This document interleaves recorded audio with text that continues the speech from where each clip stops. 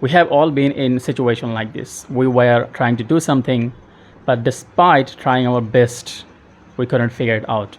And then suddenly someone came along and said, hey, you should do it this way. And then you ask yourself, why didn't I think of that? How could I miss such an obvious and simple point? This is the core lesson of the book Obvious Atoms.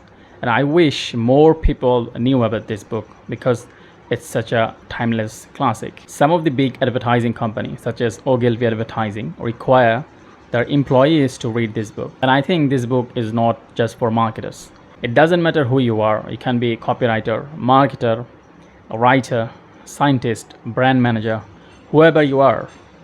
You should read this book. Even though it was written more than 100 years ago, it has very plain and simple language. Plus, it's also entertaining. The surprising part about this book is that even though it's packed with incredible wisdom, it's only 50 pages, which you can finish in one sitting. It will open your eyes to opportunities that are right in front of you, but you don't see them just because you haven't read the book. It's a story about a young boy named Adam.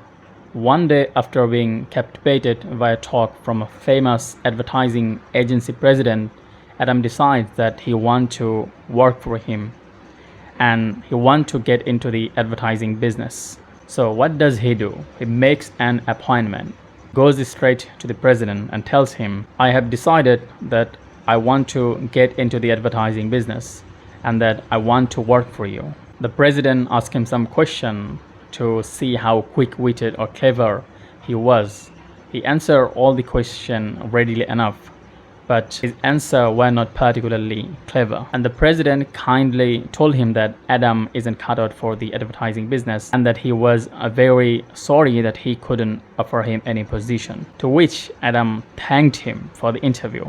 And as he was leaving, he said, I have decided that I want to get into the advertising business and that I want to work for you. And I thought the obvious thing to do was come and tell you so. Thank you for your time. Goodbye. That got the president thinking. How many of us have persistence enough in following out our ideas of what is obvious? The more I thought of it, the more convinced I became that in our organization, there ought to be some place for a lad who had enough sense to see the obvious and then go about it directly. No fuss and no fireworks. And guess what? Adam got the job, and later on he became a superstar, successful advertising man, even though he wasn't the most quick-witted, clever, or intelligent. Throughout the book, people react to Adam pitches with one common sentiment. Why didn't I think of that? And that's how he got the nickname Obvious Atoms. The ending of the book is even more charmer. It builds a story as though it's going to tell you the real secret to success, but end the book with one line. There is no secret to success. Just do the obvious.